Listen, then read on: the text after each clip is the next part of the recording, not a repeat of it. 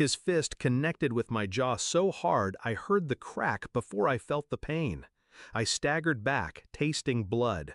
Mom's laugh cut sharper than the hit. "That's what you get for being useless." Dad stood over me, breathing heavy.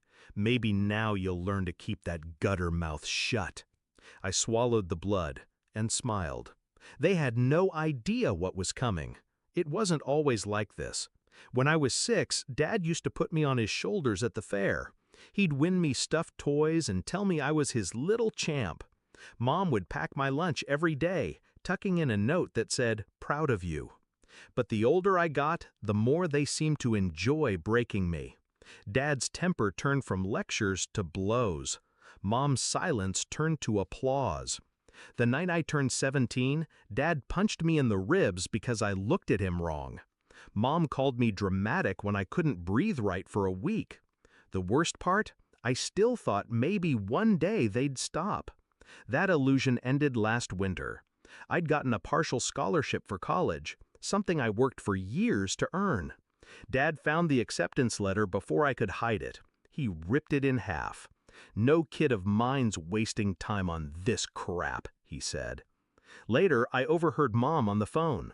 "He's not going anywhere. We need him here to work and pay rent." That was the first time I stopped hoping for better. I started planning instead. I kept my head down, stopped talking back. I became exactly what they thought they wanted: quiet, obedient, predictable.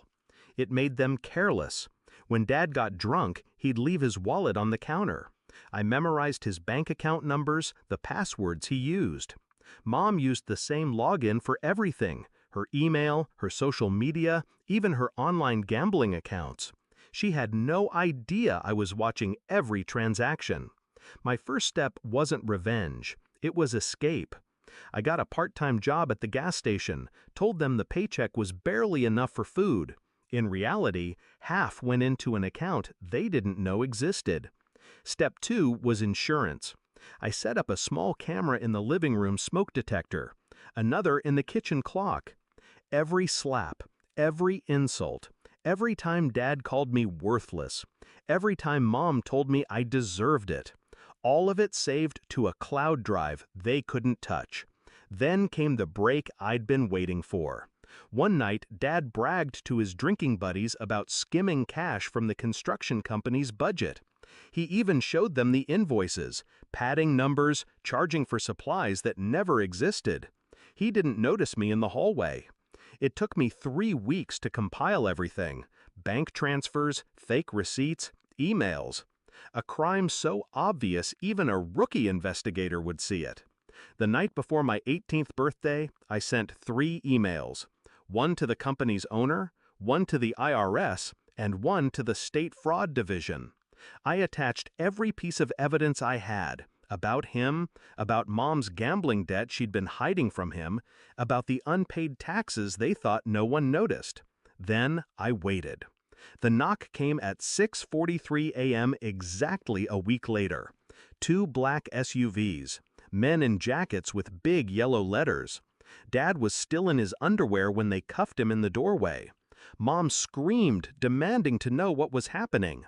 "Ma'am, we have a warrant for your arrest as well." Her face froze. "What? No, They listed the charges: tax evasion, fraud, embezzlement, conspiracy. Her knees buckled.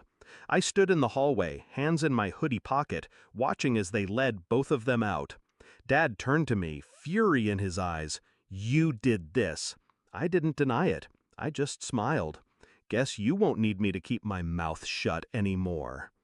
The house was quiet after they left. Too quiet. I sat at the kitchen table, the same spot where Dad had once slammed my head into the wood for rolling my eyes. Now, the sunlight through the blinds felt like freedom. The bank account I'd hidden was waiting. The scholarship committee agreed to reinstate my award after I explained my family situation.